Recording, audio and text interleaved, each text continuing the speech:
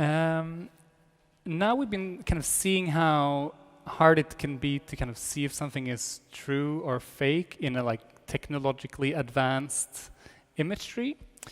The next perspective we're going to look into is that of news, because fake and truth has of course been discussed more in news than anywhere else in the last couple of years. But before I introduce you to the next speaker, I just wanted to share this screenshot from my phone. And I also want to share my reaction to it. So I think that New York Times is the best newspaper I read, or the articles I read from that newspaper. And I strongly believe in what they do and what they produce. But somehow, when I got this ad, I had this really strange feeling in my body. The truth is worth it. And in fact, they made like a huge like ad campaign circling around truth. And in a lot of ways, they're of course right, and I believe that they are like conveying the truth. But at the same time, I know that there are curators, journalists, humans who are making a lot of choices. And they're really making choices on what perspectives to bring about in their news formats. And so I had this really weird feeling. I don't know how you feel about it.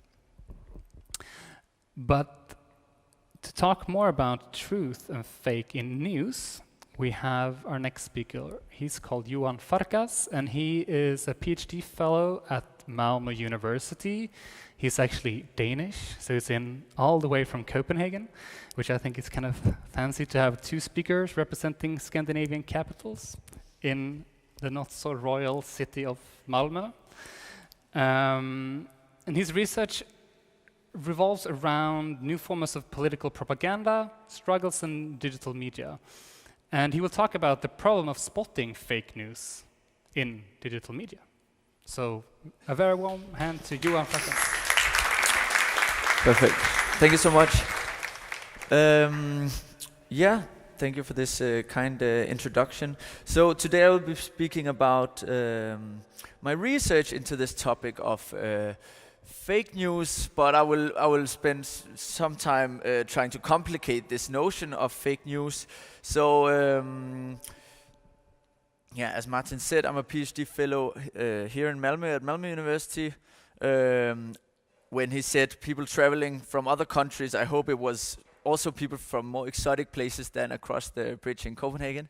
But so I'm based in Copenhagen. I did my master's there at the IT University of Copenhagen, and my working title of the PhD is Beyond Fake News, Disguised Propaganda as Socio-Technical Struggles in Digital Media.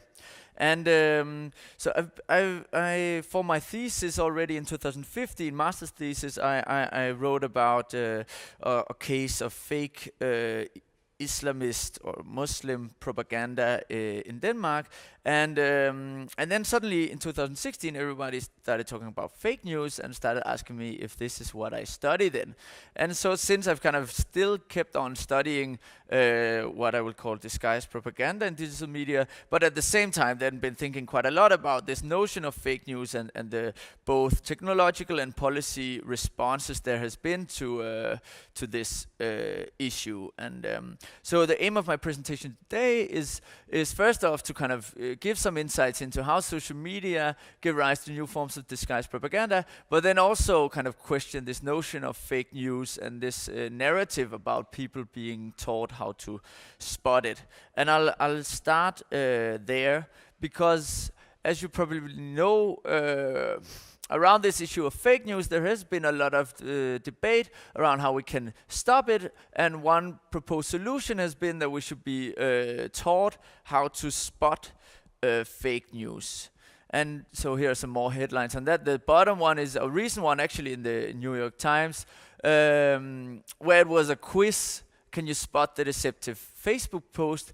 And in those cases, of course, otherwise the quiz wouldn't have made sense. You could spot a difference, right?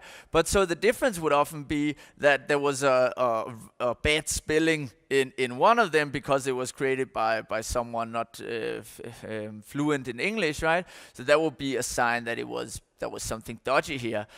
But to that, I would of course say that's just because it wasn't made. If it was then made right, you would not have been able to spot it, right? I mean, these kinds of heuristics, we can use them to some extent. Yeah, if you receive a letter from someone telling them they are the prince of some place and you should send a lot of money, I mean, we can be taught how to spot that if people don't understand it.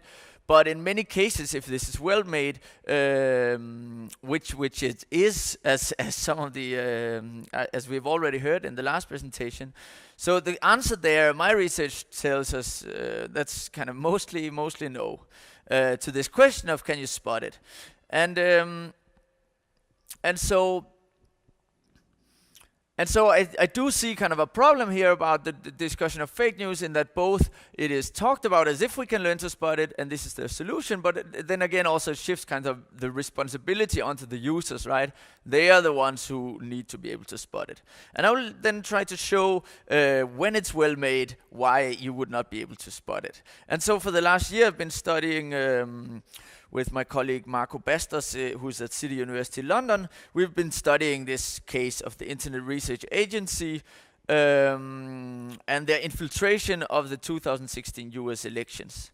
So, and if you're interested in what I will be saying, we have both work out and more work coming. I have an article about this exact issue coming out now in the Brown Journal of World Affairs, which is kind of a US journal where it's both politicians and researchers contributing. And there I'm also discussing kind of what can we do to actually stop this in a way that makes more sense than just talking about spotting it.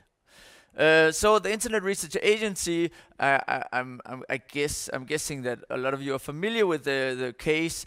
But so this is a Russian company based in St. Petersburg with ties to the Russian government. The kind of strength of those ties are kind of still debated, right? But what we now know through the indictment that has been leveled in the US, this organization used fictitious US personas on social media to infiltrate the 2016 US elections.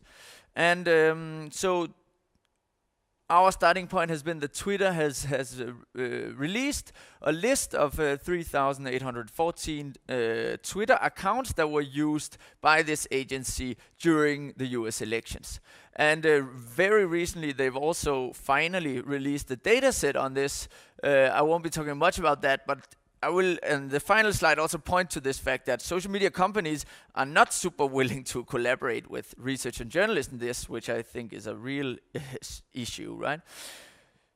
So these are some of the accounts, just to kind of, give some kind of overview of the visuals here. And so you can see there are kind of Chicago Daily News. There are some mimicking as a news organization, some mimicking as being part of the Black Lives Matter movement. We have individuals, and we have also kind of more posing as organizations. And so, okay, my analysis slides, something went out. But so I won't talk much about that, but we have of course coded a whole lot of tweets using a lot of variables. And kind of I want to dive into the more qualitative findings about the specific target groups that were infiltrated. Because what they did, so they would create different types of accounts, and they would be targeted different voting groups. So one, which is perhaps also the most obvious one, is that they would target Trump supporters and conservatives in the US. And so this is one of those accounts, and this is one of the more prominent one with 41,000 followers, describing himself as a Christian patriot based in the US. And so they are very good at using, for example, the right hashtags. And when I say right, I mean the hashtags used within these target groups that they want to kind of dive into, to infiltrate. And so we do see a lot of kind of cultural, it's quite sophisticated culturally in the sense of really knowing those movements and infiltrating them. A less obvious example, at least for me when I started doing this, was that we do find that the Black Lives Matter movement was a huge target for the Internet Research Agency. And so obviously they would not write explicitly that they were Trump supporters, right? No, they would do the exact same of using the right hashtags, being part of that movement, being very anti-Trump. But what we then see when we get closer to the election, they also start to become increasingly anti-Hillary. So of course a hypothesis there is that this has been about discouraging African Americans from voting. So they would write Bernie Sanders should have won the nomination, or it doesn't matter for black people whether it's Hillary or Trump. And they also they did this also through ads on Instagram and Facebook. But what was really interesting here is that they would not even write this themselves. So this is the kind of the level of sophistication here. They would find actual black influencers in the US who were saying this. So both scholars and rappers and who did write that, I mean, Trump and Hillary, it doesn't matter. They would just make sure that those messages were the ones getting amplified, right? Kind of helping it go viral in a sense. But so it was again, the information was not fake, and even the source of the information of the tweet was not fake, right? I mean, in the sense of it being Mos Def, or for example, they retweet a lot of Mos Def, the rapper. He was very anti-Hillary as well, right? So kind of there is nothing to spot in the content in that sense, and these profiles were also really well made. Then a final one, which that has probably been the most surprising to me, and we're currently doing more on that research, that we find all these local news channels, both in the US and in Germany. And so when we found those, and they post a lot of tweets, and we think that these are some of the first pages they created, first accounts, because we can find them back to 2010, 2012. So they were not created for the election specifically, right? But what we thought, and I think journalists thought the same when we talked with them, that kind of the idea must have been that get a lot of followers and then start spreading fake news, right? Then it will become false at some point, or it will start be Trumpian rhetoric if they wanted to get him elected. But this is not what we find at all. So they only tweet real local news, and I mean really from established local news sources in those areas that they target. And we find them all across the US, we find them all across Germany. And then when we look into the content, we find that it's this curated version of those local news channels. So we coded for kind of the different topics, but also, for example, how often do they mention people dying? And they do that. It's like 1 in 4 posts has someone dying in the headline, and so it's not politically. It's not it's just about accidents. Crime, of course, but also like natural disasters, very local stuff from real local news outlets. But so they create this kind of mirror newspaper to the real one that has this kind of it's curated in a very different way than the original newspaper. But is it, again, this notion of fake news? It's not really fake news, right? It's curated news. Of course, the fake part is that it's Russians operating these channels. Yeah, but so that is kind of then the conclusion to this study, that they do not predominantly disseminate what we would call fake news, or at least not as I understand that term. But they were quite successful in infiltrating these target groups. Then we should also note, of course, that Twitter, if you ask me, did these Twitter accounts kind of sway the election?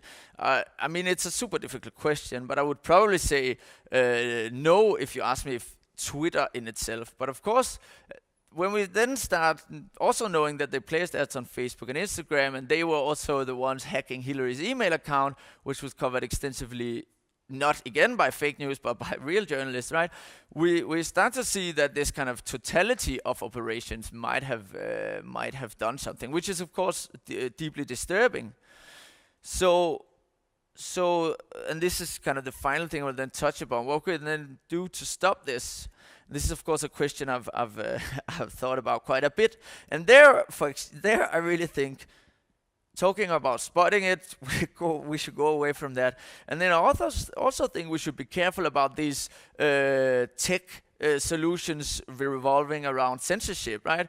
Because of course there is such a thing as false information being spread, but I do think we should consider as democracies, we should be really cautious about when we remove that kind of stuff. Here again, it's not the information that should have been removed, it's not the tweets, right? It's the fact that they could infiltrate the election by creating all these fake accounts. That is obviously a deep democratic problem, right? But so these tech solutions, I also think in my other research, I've also found that this idea of just removing it, it really just takes the surface away, right? And for people who try to stop it, it can actually be quite frustrating, because when they go to the police and say, like, you need to do something about this, it's really hard to convince them, right? You go to them and you say, there was this thing on Facebook, it was there for a day, now it's gone after it went viral. Can you please look into it? It's not there, but I mean, yeah. So I think we should really be cautious about both talking about spotting it and also censoring it. So I think as democracies, it is really important that we have transparency, both kind of on a running basis, but especially in cases of attack. And what we see right now is that social media companies are using the Russian attack and also the Cambridge Analytica scandal to actually make our work as researchers, the work of journalists as well, more difficult. So Facebook has shut down their API completely, which is used by researchers to study. And that was done as a response to this, them saying, this is how we will make sure that we won't have misuse in the abuse in the future. But in many ways, it's actually stopping us from knowing what is exactly happening. And so, and as well with solutions, social media companies are very happy with this idea that they should just remove a lot more through AI and machine learning, because it's kind of cheap for them, and also kind of, they see it, of course, as this PR disaster if this happened again, right?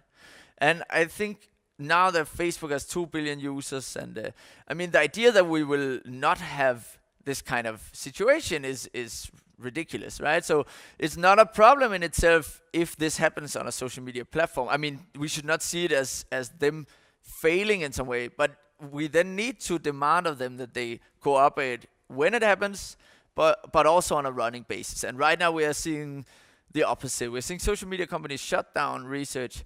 And then also in cases of attack, we need to remember that the only reason I could study, or we could study, this Russian case was because it happened in the US, where if policymakers asked Twitter and Facebook to give them some data, which was what they did, then they will do so. But that is because these companies are based there, right? So if this happened in, I mean, Sweden, obviously, but also much bigger democracies, India, or, I mean, would they cooperate as transparently? Would Mark Zuckerberg show up to the Swedish parliament and give a 5-hour hearing? I don't think he would, right? So I do see it as a serious threat, but it's a quite different threat than what is often portrayed.